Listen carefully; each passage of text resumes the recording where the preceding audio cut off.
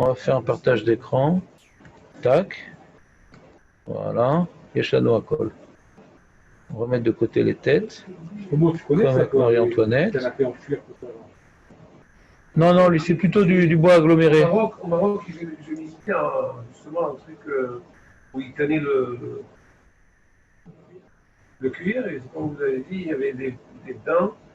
Ils mettaient d'abord la peau avec tout ça pour enlever Les graisses, les trucs. D'abord, il y a ça, je ne sais pas combien d'heures, de l'acide, justement. Ah, t'es sûr? Ou quelque chose On comme a ça. chaud, hein? D'accord, très bien. Et après, ils mettaient dans d'autres bancs, et après, d'autres bancs pour les colorer. Ah, d'accord.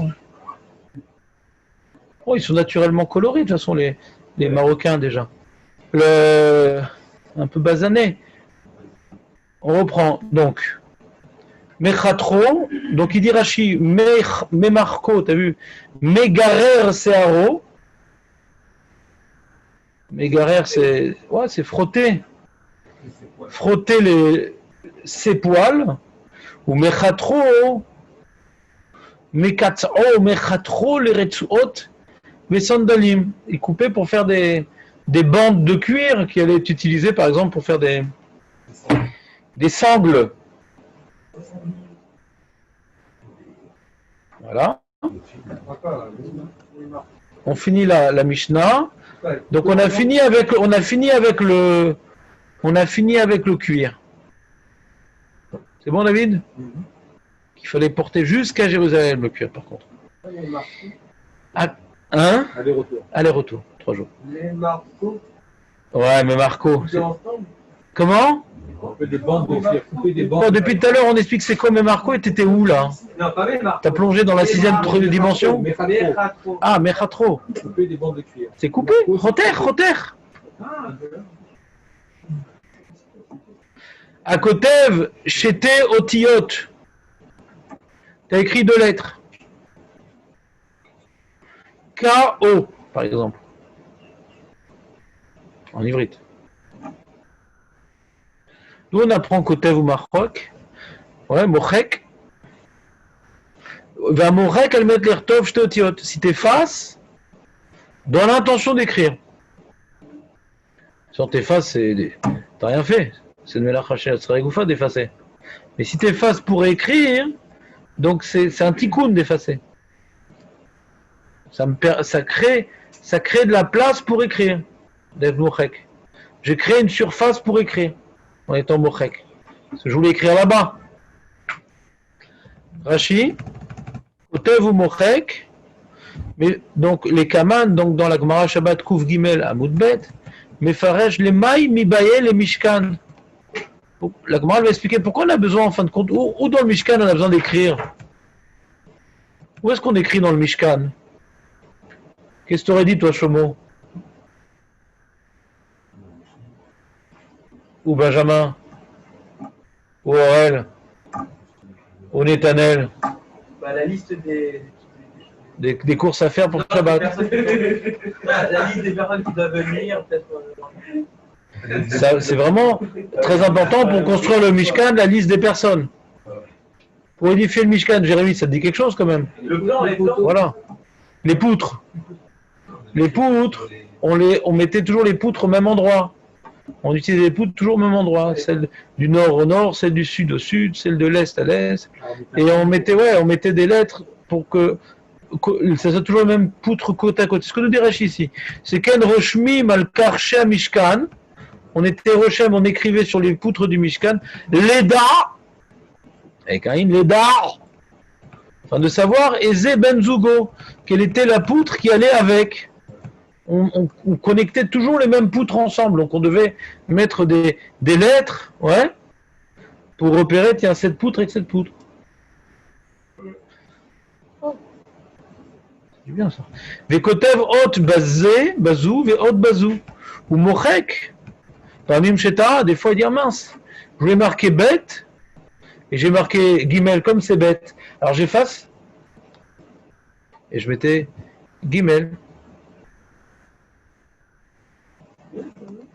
D'accord? Un petit peu de connaissance générale quoi. faut être complètement ignorant à notre âge. Très bien. Amechabe ve'amaveir. Attends, d'abord, il y avait dans la Mishnah, il y a bonnet ve'asoter. Toute la mélacha de construire. On imagine dans le Mishkan qu'il y a pas mal de bonnets quand même. Soter, ben, c'est quand on le défaisait, quoi.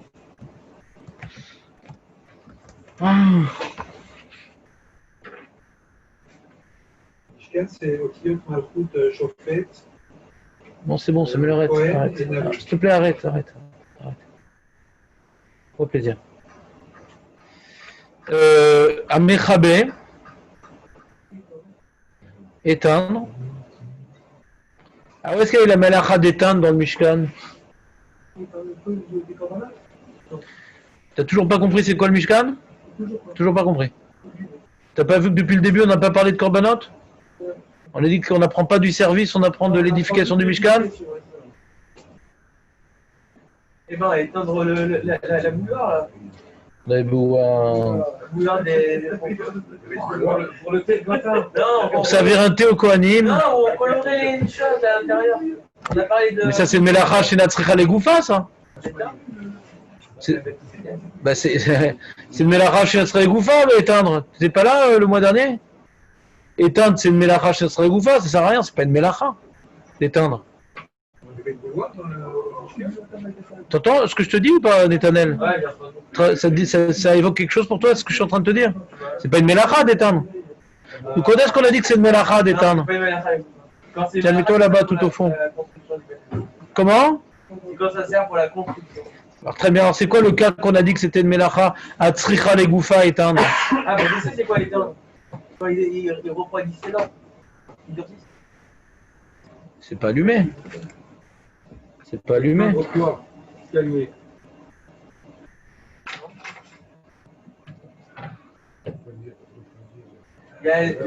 En fait, il y a on éteignait quelque chose qui permet la construction du béton.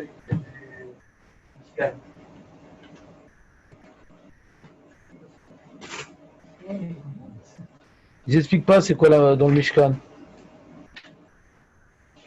C'est-à-dire, donc, qu'est-ce qu'on avait dit? Quand est-ce que c'est Tzricha les Goufa éteindre? On l'avait expliqué ici dans ces lieux. Quand est-ce que Kibouy c'est Doraïta? Quand on éteint pour faire des charbons. Voilà Chazak. Quand on éteint pour faire des charbons. Parce que quand tu laisses le feu consumer le bois, il n'y a plus de charbon, il n'y a plus rien. Donc on allumait du bois à un certain moment. Et quand on voit que ça y est, le bois, il a perdu toute son humidité et un certain nombre de ses fibres, et que maintenant il est apte à avoir des beaux charbons qu'on va éteindre et qu'on va réutiliser pour rapidement faire du feu, donc tu as créé des charbons. Donc ça c'est un kibouy à tsarich, ça s'appelle melacha tzricha le goufa. On a besoin d'allumer et d'éteindre pour faire des charbons. C'est pas j'éteins pour préserver le bois, ça c'est pas une melacha. C'est que j'empêche que la destruction se poursuive. Quand il y a un feu et que j'éteins pour pas que soit détruit l'objet ou la maison, c'est pas une melacha. C'est j'empêche la destruction. La melacha, c'est que j'ai besoin d'allumer et d'éteindre pour faire des charbons. Ça, c'est nécessaire pour faire des charbons. Pour créer un charbon, il faut allumer et éteindre. Non, vous ne me suivez pas? C'est pas clair ce que je dis, Jérémy? Si, c'est clair. Alors, Mishkan, je sais pas, là dans mon livre, c'est pas précisé. Où est-ce qu'on a besoin de charbon, ouais, pour l'édification du Mishkan? Ils n'ont pas expliqué. Comment? Si il parle des Samamanim, du feu qui est venu sur les. Ah ouais? Alors Rashi il dit Be'esh shetachat adut shel samamanim. Ouais. C'est quoi samamanim? Non. T'étais là et t'étais pas là en vérité les jours précédents. Ce qu'on a dit c'est quoi samamanim? Ceux qui étaient là, Voilà, les plantes colorantes on les appelait. Comment tu peux dire une telle erreur, Shlomo? Les encens, c'est la avoda, c'est pas le Mishkan. Non, il n'y a pas ok. Faut que vous l'intégriez, cette erreur connue. Il y a ces 30 heures de Mélachot qui sont pour l'édification du Mishkan, pas pour la avoda. Ah, le Rav Gaon, il dit pour la Avoda. D'accord? C'est une opinion isolée. Mais tous les Rishonim expliquent que c'est par rapport au Mishkan. Et comme ça, c'est Mouchar la Gemara. C'était faux. ça. Comment? C'était faux hier. Parce que j'ai voulu que vous reteniez une idée. Si je vous dis une marloquette, vous allez choisir ce qui vous plaît. Il y a une opinion isolée qui dit la Avoda. Dans les Rishonim, c'est pas rapporté cette opinion. Dans la Gemara, c'est Mouchar que non. Ouais? Dans le Talmud Babli, c'est Barour qu'on parle ici du Mishkan et pas de la Avoda. Nekuda. Et une marloquette, moi je prends tous les deux comme toi. C'est pas une bonne idée comme ça? Je te demande de ne pas parler pour ne rien dire, Samuel. Non, là, C'est possible?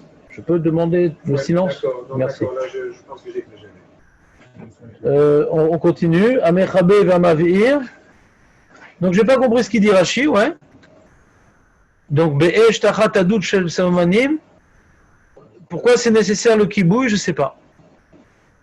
Je sais pas.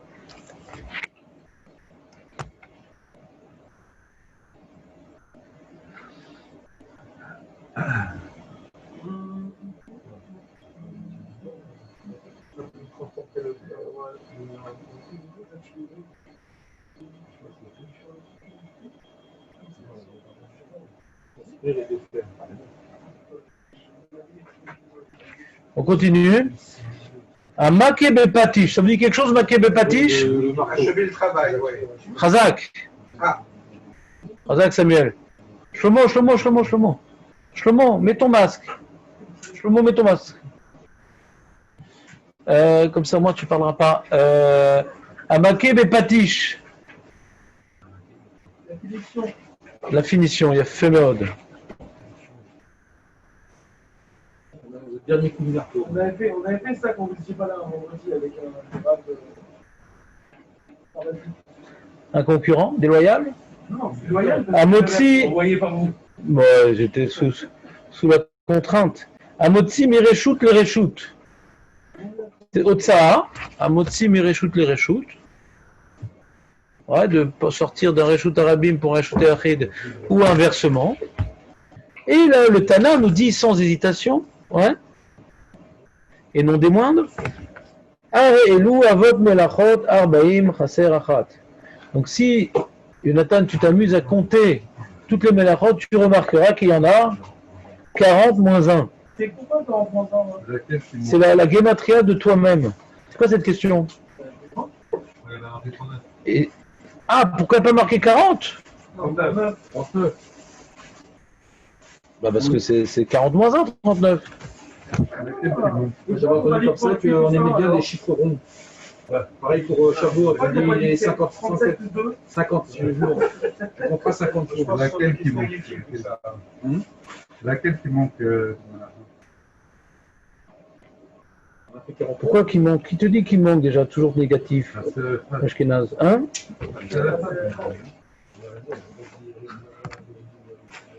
Celle qui manque. Bah, le mec est resté au lit. Toujours le même. Oui, il y en a bien 39 du coup. Ah, t'as cherché la brèche? Il y avait 40 moins, mais il y a 39. Chabot, tu as dit il manque une, qu'est-ce qu'il manque? Donc en vérité, on a sur les 39 mélachot, Ah, ils manquent pas. sur les 39 mélachot, on en a donc 11 pour le pain, 13 pour les bgadim, tout ce qui est le bgadim, les tondre, tout ça, 7 pour le cuir, 2 pour l'écriture, 2 pour le binyan, puisqu'il y a bonnet sauter, et 2 pour le feu, une pour le gmar melacha et une pour otsa, mireshut, les reshut. Donc c'est les bgadim qui ont gagné, il y en a 13 pour les bgadim.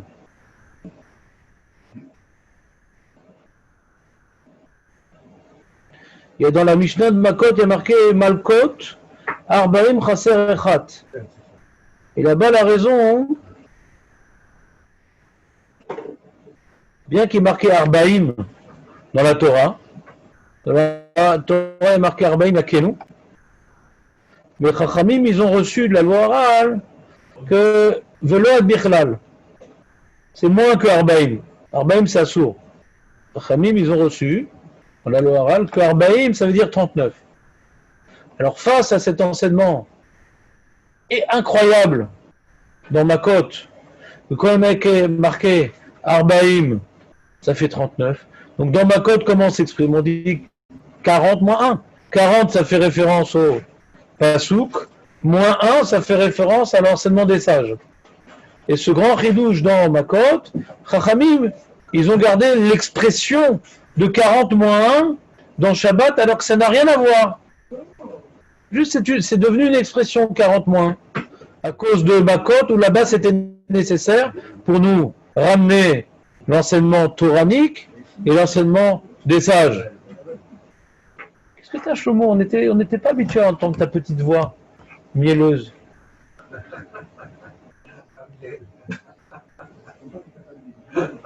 Tanguy, c'est bon signe. Ah, je pensais qu'il m'avait oublié, mais non. Vas-y, mets le masque bien en profondeur jusqu'aux amygdales, s'il te plaît. C'est bon? C'était clair la Mishnah? Jérémy, ça roule? Très bien. Alors on commence le sujet. Alors j'ai rapporté dans le document le RAN qui explique c'est quoi Amémarco, Amégarer, Saharo, Abassar, Chénichar, Béor. Mais c'est pas grave. Vous avez enregistré, vous avez enregistré. Pourquoi tu réécoutes les enregistrements toi depuis Non, quand? on a eu des nouvelles de Baruch hier, il allait bien.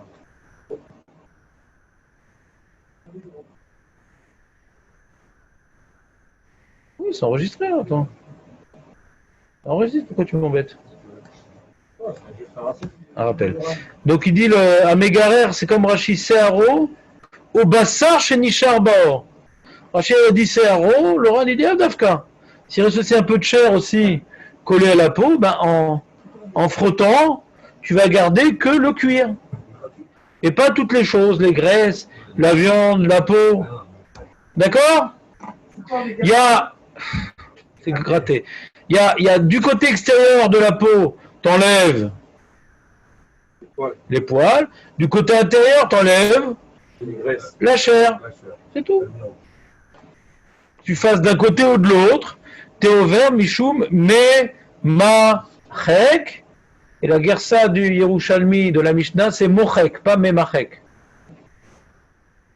Tu effaces toutes tes imperfections, irrégularités et débordements de choses. Pourquoi vous avez enlevé les cheveux, les poils? Tout à fait. Alors là, je vous ai rapporté une mara dans Shabbat, Aïn Dalet Amoud. Bet. Tanoura Banan. Atolesh et Kanaf. Tu viens plumer une oie, par exemple. Donc tu arraches une plume, Rachid te dit, Notsa Gedola min Kanafaof. Une grande plume, ouais, de l'aile de la volaille, de l'oiseau. Vers Kotmo. C'est quoi Kotnem? À Kotm? Comment tu sais ça, Chomo? On a vu au Maroc. Ouais, ben c'est pas ça. Il dit la rache et talcho, choter, rocho, cheudak, verro il anecho bekag, c'est la plume quand tu l'enlèves. Ouais. Il y a donc il y a le côté poilu de la plume, il y a le côté pointu de la plume. D'où l'expression, ouais, la plume, pour écrire. Quand tu écris avec la plume, lui, Shlomo, il avait toutes sortes d'encre sur sa feuille parce qu'il écrivait du mauvais côté. Alors que nous, on écrit du côté pointu. D'accord? Et le kotmo, d'être kotem, c'est donc de décapiter la pointe. Ouais, ce qui déborde de l'endroit velu de la plume, ce qui déborde, ouais, ce canet, on le coupe. Comme ça, tu vas pouvoir te faire une doudoune avec le plume, sans forcément hein, ouais, ressembler à un hérisson. Ça blesse ce morceau-là.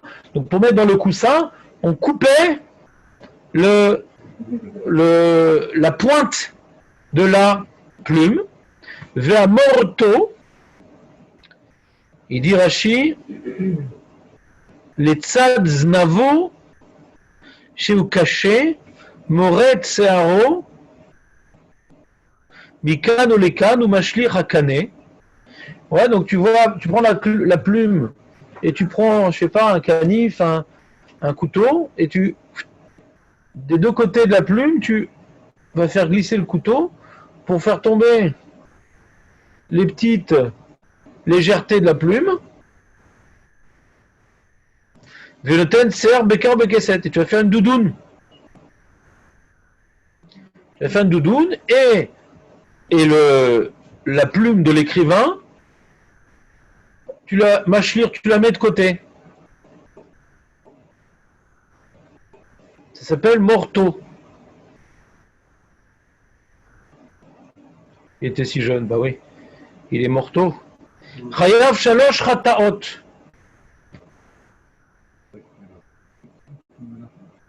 J'ai pas entendu ce que tu as dit, Jonathan. Chacune, c'est une mélacha. Chacune, c'est une mélacha. Il explique Rabbi Shimon ben Lakish. Amar Rabbi Shimon. Donc si tu trouves une noix dans la rue Shabbat, Jonathan, retiens-toi, ne lui lance pas une plume. Retiens-toi, ne coupe pas le bout de la plume. Retiens-toi, ne récupère pas le poilu de la plume pour te faire un coussin. Retiens-toi, parce que si tu fais ces trois choses-là, tu vas mettre 3 vaches. Si tu veux être plumé, quoi, ça coûte très cher. Amar Rabbi Shimon ben Lakish, Tolesh, Chayav Mishum Gozez. Maintenant on explique la braïta, Rabbi Shimon ben Lakish, il explique la braïta. Quand tu arraches la plume, tu es ouvert Mishum Gozez. Le Hav Melacha, il est dans le mouton. Gozez, ouais. Le mouton, tu viens tondre. On ne dit pas que tu viens tondre une oie, mais c'est la Melacha, le Hav Melacha, il vient de Gozez. L'équivalent de Gozez dans l'oie, c'est Tolesh et Takanaf. D'accord? Et c'est Chav Doraita. Kotev Chav Mishum Mechater. Ce que tu coupes vraiment de manière précise. Mechater, c'est tout ce qu'on coupe de manière précise. Ouais? Comme on l'a dit, les lanières des chaussures. On coupe de manière précise pour faire des lanières, des sangles. Ouais? C'est Mechater. Là aussi, le petit truc dur qui dépasse de la plume, tu coupes bidiouk là-bas pour pas abîmer, pour pas te faire planter. Ouais? C'est également ouvert Mishum Mechater. Et Memaret Rav Mishum Memahak. Donc tu viens maintenant prendre un outil et tu viens donc lisser la plume, ouais. Il reste plus que la plume toute nue et tu as gardé les poils autour, ouais. Vous comprenez ou pas? Tu comprends, Jérémy, ce qui se passe ou pas là? Non, tu devrais pas. Il y a une question ici qui se pose. Étonnel. Vas-y, dis-moi ce que tu as compris. Non, Techniquement, vas-y, dis-moi ce que tu as compris. pourquoi il prend une plume qui est déjà coupée en bas? Ouais. Et il va la dénuder. Ouais, il enlève, comme un arbre, il enlève les petites... Voilà. Je t'aime un peu, beaucoup, passionnément. Et donc après, il nous reste la tige d'un côté. Voilà. Et les poils de l'autre. Et après, on peut faire ça. Bah, c'est bien, t'as compris tout seul. C'est pour remplir les... Tu aurais pu rester à la maison. Quoi, qu'est-ce qu'il y a? Les coussins et les couettes. Les couettes. Oui. Non, mais moi, je vois dans les couettes, il y a... Et ça, on est ouvert sur Memachek. Vous comprenez pourquoi on est ouvert sur Memachek? C'est une des On enlève les couettes. mélaphas pour pouvoir regarder la. Non, pourquoi mes marqués? Ah, si. Lycée. Ah oui. On enlève les poils de la plume. Les poils de la plume. Hein? On la lisse pas. Si, on va retrouver la plume complètement toute nue. Ah oui. Pour pouvoir C'est comme quand tu enlèves les poils du cuir, là tu enlèves les poils de la plume. Mais là, on n'en veut pas de ça. Chazak ou Baro. Ça, si on le pousse un peu, Netanel, il est bon. Mais si on pousse trop, il est insupportable. Ouais. C'est ça que je pousse un peu. Ouais. C'est que, après, il s'appelle une melacha chez Natsra les Goufa. Bah oui. Je m'en fous que le dur, il soit nickel. Dans le cuir, je veux qu'il soit. Je m'en fous des poils dans le cuir. C'est pas les poils que je veux récupérer. Je suis en train de travailler le cuir. Là, je suis pas en train de travailler la plume. Ça va t'arriver pour un. Est-ce que tu es avec moi ou tu avais une phrase que tu voulais dire tout à l'heure et que tu n'as pas réalisé qu'on a évolué dans le chiot? Non, tu comprends la question ou pas? Bien sûr, je vais la poser tout à l'heure, mais je sais rien. Non, jamais on peut dire je voulais la poser tout à l'heure. Si, c'est vrai. Toujours en question sans shampoing, tu as pas appuyé sur le bumper, ça compte pas la réponse. Alors regardez Rachid ce qu'il dit. Mishou mechater. Pourquoi on est ouvert sur mechater quand on coupe le bout coupant de la plume? Des capides, il est makpid. Ouais. L'artor ad makom shimu raoul. Il va couper jusqu'à l'endroit que il y a des plumes. Ouais, c'est ça qui l'intéresse, c'est les plumes.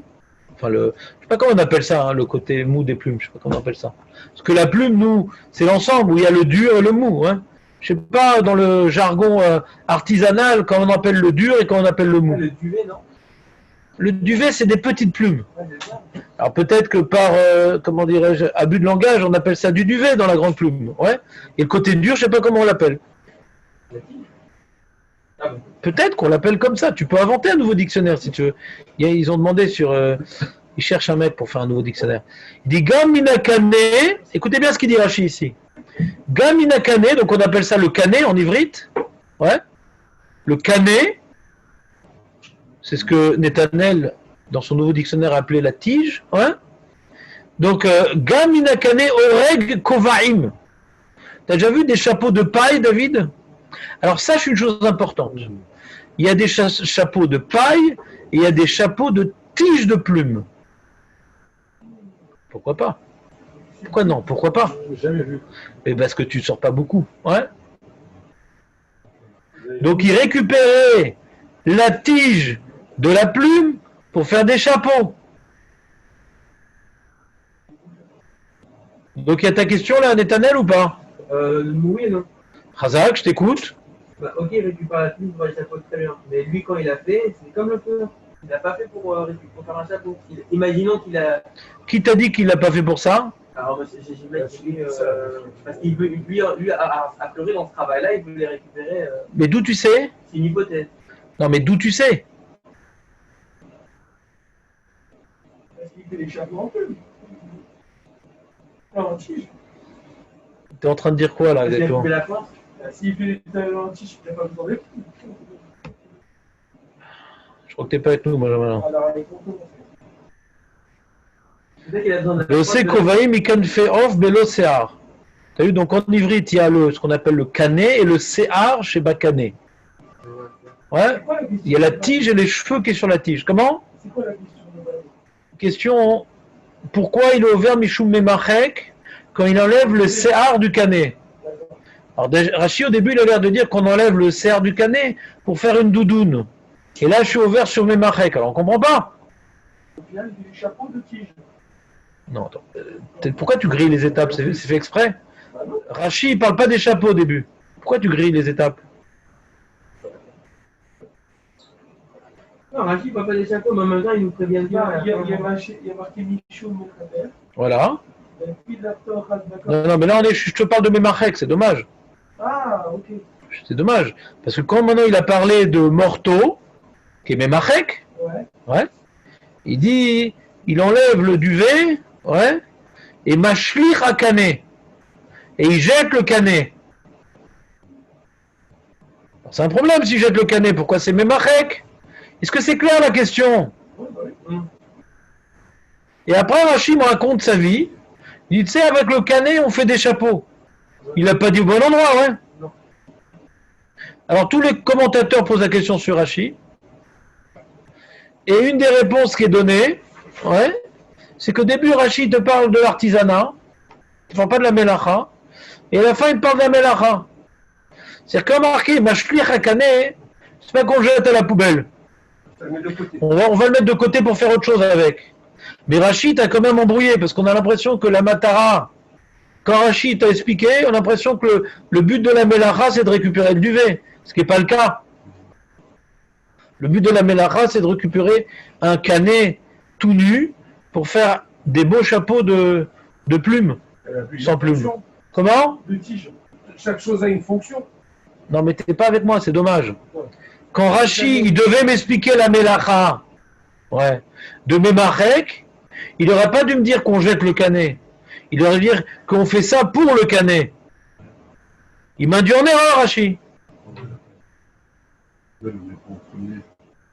C'est ça, Rachi, il n'est pas clair. Il m'a dit en erreur. C'est pour ça que j'ai rapporté le Ritva. Kotem Chayam Mishum Mechater. Vous voyez le Ritva ou pas, vous l'avez sur la feuille? Ouais, il est de Rachid.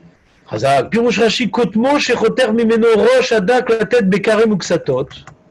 Memaret, Shemorto, Mikano, Ikan, Yazdadim, Mashlir et Akane. Velo Neira. Ça ne me semble pas que c'est juste ce qu'il dit Rachi, qu'on est Mashlir le canet. Demken, Shou Mashlir Akane, Shou Memachek Bo. Yechayav Mimush Memachek. S'il jette le canet, pourquoi il s'échappe sur Memachek?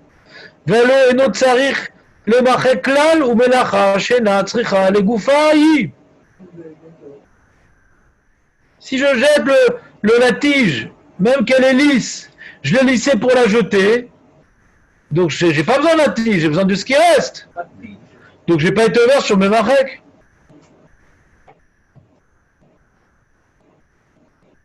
Je suis complètement d'accord avec le Ritva. Bah c'est sûr, après qu'on l'expliquait. Il dit Vernachon. Qui pirouche acher chez Rachi. Lui, il a compris qu'il y a deux pirouches dans Rachi. Je ne sais pas ce qu'il avait comme garça dans Rachi. Moi, je ne vois pas de pirouche. Ouais. Je vois que Rachi se contredit. Il n'a pas dit davar acher ou yeshomrim. Lui, donc, il a pris les fins des mots de Rachi pour dire que c'est un autre pirouche. C'est vegan. C'est pas comme ça qu'on dit pirouche acher. C'est pas comme ça qu'on s'exprime normalement. D'accord? Il aurait dû le dire là-haut. Vegan, c'est des rafagaves. Exactement, tout à fait, Jonathan. D'autant plus qu'il aurait dû dire, quand il a parlé de mortaux, il aurait dû dire là-bas les deux pirouchim. Là-bas, il aurait dû dire. Ou pour récupérer le duvet, mais il y en a qui font pour le chapeau aussi. Là, Gav, quand il parle de Mechater, qu'on n'est pas dans le sujet, donc je ne sais pas s'il n'y a pas d'autres manuscrits de Rachi qui l'écrivent différemment. Rachi, il y a un problème de structure du Rachi. On a du mal à comprendre la structuration de Rachi. T'es d'accord, Jérémy, ou pas? Tu mets le deuxième. Le cerf s'appelle barbe. Le Oui, c'est des barbes. Il y a des barbes. La barbe, très bien. Alors comment on dit Vrit CA? Et lames aussi. Il y a des lames dans ça qui tiennent la barbe. Il y a des Et barbes après, il dit que molles. la tige, ça s'appelle aussi Rachi. Rachi ou tige. Quoi? Bah, ce qu'on dit là, ce qui reste. Dans la description du véhicule, il s'appelle ou Rachi. Rachi ou une tige. Rachi? Ouais, Rachi. R-A-C-I-N. Oui, Rachi. Non? Mais Rachi, il dit pas comme ça. Ah, c'est comme ça qu'il s'appelle. Tu as d'abord la lame, tu as des barbes raides, accrochées les unes aux autres. Il y a la barbe et la tige. Il y a la barbe qui est tenue par des lames qui tiennent comme ça. Le Rachi, c'est la tige En pleine. fait, il y a la tige. Il y a des petites, Ça, c'est le Rachi. il y a des tiges comme ça. Parler en même temps, combien de temps? Hein? Ça s'appelle des lames. Et ces lames, elles tiennent des petites barbes. Ah ouais? Et tout en bas de la plume, tu as des J'ai pas barbes. fait gaffe. Tu as les barbes molles et les barbes raides. Tout en bas de la plume, c'est les barbes molles. Et puis tu as le calamus, qui est la tige creuse. Ah, l'hypothalamius? Le calamus. Et puis, Très bien. le Rachi, en fait, Non, c'est bon. En gros, Rachid aurait dû mettre le deuxième. Ah, c'est pas Rachid qu'on en mousse premier. le truc. Voilà. Et le deuxième et le C'est la- premier En tout cas, conclusion, les amis, conclusion, qu'est-ce qu'on conclut de tout ça? Ouais. On a appris de cette mara-là que quand maintenant, après donc l'explication du Ritva, bien sûr, de Rachi, on n'aurait pas compris précisément ce que veut nous dire la Gemara, je voudrais apporter le Piskérit qui dit la même chose que le Ritva, ouais, qui pose la question de Melachach Setzra Goufa. Et qu'est-ce qu'on apprend de là? Que la Melacha de Memachek, ou de Mochek, ouais, c'est pour obtenir un produit, ouais, efficace, parce que je veux pas que mon chapeau il y ait des poils. Je veux que dans mon chapeau il n'y ait que comme de la paille. Non. Donc je viens maintenant éliminer tout élément hétérogène avec la base pour obtenir une base homogène. D'accord? On a vu ça dans le cuir, pour enlever les poils du cuir ou la chair du cuir, et on voit ça également dans la plume où on enlève donc la barbe pour ne garder que la tige ou le rachis. Quel rapport avec Borer? Parce que Borer, c'est pour les aliments. Non, pas du tout. Borer, c'est pour tout. Mais Borer, c'est quand tu as deux éléments. Ah, là, c'est un seul. C'est un seul élément. Comme on l'a dit. Ouais, c'est comme quand maintenant tu viens éplucher une pomme, qui n'a pas boraire. Le Rashi, c'est avec un S. Je ne sais pas s'il fallait le préciser, mais Je pense qu'il fallait pas. ouais, moi aussi. Ouais. C'est vrai. Maintenant, on arrive à la Gemara Aïn et Amoudbet. C'est une somme, tu as dit 25 shekels à chaque fois que tu lis. Les amis, un peu, est-ce que vous réalisez qu'on fait un limoud très sérieux là? Vous remarquez pas? C'est quand même dommage. Vous avez l'occasion de faire des halachot Shabbat en ayant vu la Gemara, les Rishonim, le Shulchan Aruch pour un peu comprendre ce qui se passe. Donc essayons de faire ce travail de manière homogène, structurée, ouais, sans interruption inutile, s'il vous plaît. C'est moi, je connais le sujet. C'est vous qui perdez. Amemarko ve'amechatro. Donc là, la Gemara reprend les termes de la Mishnah, qui est dans Aïn Gimel, on est dans Aïn He. La Gemara reprend les termes de la Mishnah qui viennent maintenant parler, la Mishnah qui vient parler de Memarko, c'est notre sujet. Amar Rabbi Acha bar Hanina. Ashaf ben Amudim beshabbat chayav mishum memahek. Ashaf. C'est comme les chefs-chefs un peu. C'est comme les chefs-chefs. Ça veut dire quoi mes chefs? Mes chefs-chefs, c'est chaf. Frotter. Tu frottes entre les colonnades, t'es chayav mishum memahek. Ça fait partie des Gemarot abstraites. On ne sait pas de quoi on parle. De quoi on parle? On frotte entre les colonnades, on est chayav mishum memachek. On frotte quoi? Il n'y a pas marqué ce qu'on frotte. Ce qu'on veut. Là où ça gratte. Ouais. C'est quoi entre les colonnades? Amoudim. De quoi on parle? Il y a comme un écho. Je te dis, on ne sait pas de quoi on parle. Merci David. Alors regardons Rashi. Ashav ben Amoudim, Kigon Amoudé Arsadraot, les colonnes d'une terrasse. Sadra, c'est une sorte de terrasse. Chez Asuyim, Chalonot, tu as une terrasse avec des ouvertures comme ça et tu as des colonnes. Ouais, des sortes de. Peut-être des colonnes avec des voûtes, je sais pas, ouais. Et il y a des ouvertures vers l'extérieur. Ouais, est-ce que cette terrasse, elle est en hauteur ou elle est au niveau du sol? On imagine un peu comme ça, un patio romain. Venismachim bechalonot ben amoud le amoud. Et on s'appuie entre les amoud, ouais. Il y a Chalot qui avait, tu vois, un amoud comme ça, et là, c'était un peu surélevé, une sorte de marche surélevée, peut-être pour pas tomber. Peut-être on s'asseyait là-bas. Hein? Non, t'es pas avec nous là. On n'est pas dans les Hamoudim, on est entre les Hamoudim. Entre les Hamoudim, peut-être tu avais une marche comme ça. Ouais. Et cette marche-là, on l'a frottée. Ça s'appelle frotter la marche, c'est une expression canadienne. Ve'ashaf sham bekarkaït abinyan shenish'anim alav kedei sheyeh chalak mishum chayam mishum memachek. On veut que ça soit lisse. Cette chose qui est entre les deux colonnes, on l'a frottée pour qu'elle soit lisse. On ne parle pas du Mishkan, bien sûr. On ne parle jamais du Mishkan. Là, on est en train de dire Chayav Mishum Memachek. C'est-à-dire, quand on dit Chayav Mishum Memachek, c'est aussi Memachek. On ne parle pas du Mishkan, là. Quel rapport? Il n'y a pas de colonne dans le Mishkan. On ne s'assoit pas entre les colonnes du Mishkan. Quel rapport avec le Mishkan? On parle maintenant d'une Melacha. Ouais, quelqu'un, il a frotté sur la marche qui était entre les colonnes. S'il fait ça à Shabbat, il est Chayav Mishum Memachek. C'est tout. On n'est pas du Mishkan. On parle d'une Peoula qui est Chayav Mina Torah Mishum Memachek. Alors, je vous ai rapporté des Mefarshim sur Rashi. Il y a un Acharon qui s'appelle le Maram Banet. Ou Pirouche Rashi Efshar de Rotzelomar à Karka à Gavoa. Il y a une surélévation entre les colonnes. Chez Nismachim Alav, sur lequel on appuie les mains, le pied. Chez Rohim, la route, quand tu veux regarder l'extérieur, alors tu t'appuies, ouais, ou tu t'assois, ou tu mets ton genou, ouais. Vous voyez un petit peu la scène? À part David. Toi, tu fais des masses. Dans la perche.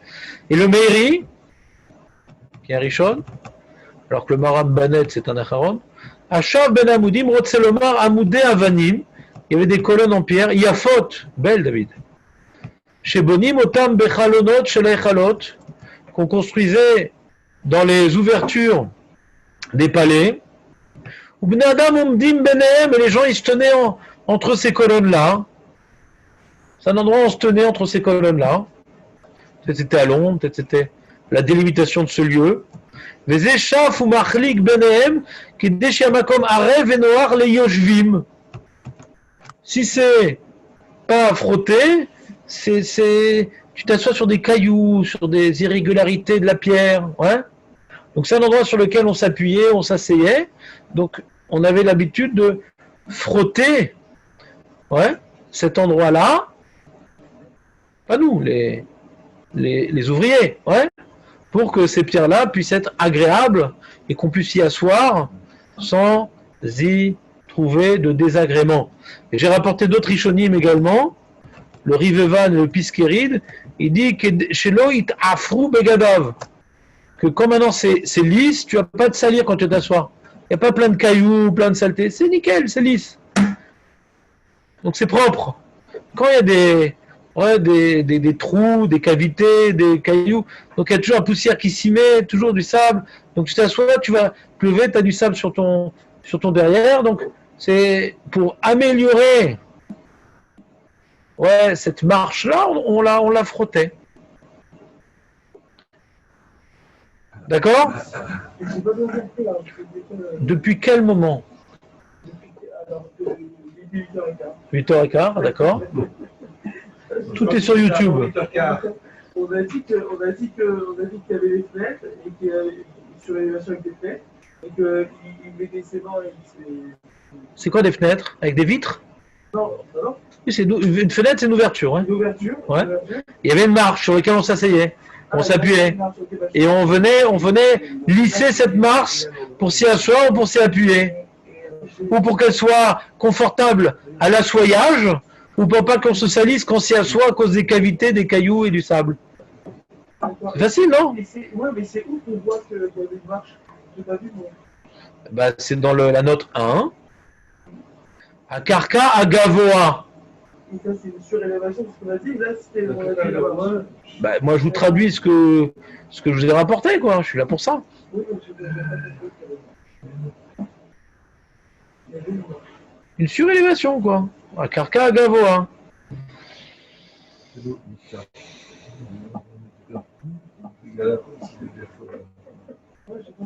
salir ou bien c'est équivalent à s'abîmer? Salir, Afar. Voilà, demain on continue. Oui.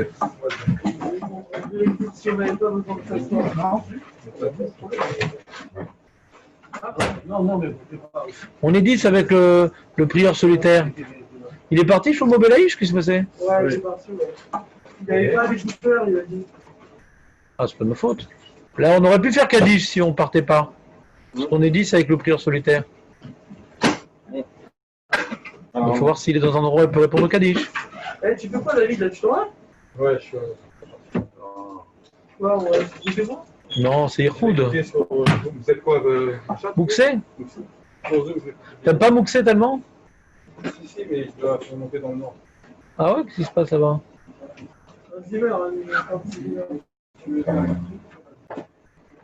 Chacun son tour. Allez. Quoi, tu restes, Jonathan? Je suis dans la voiture.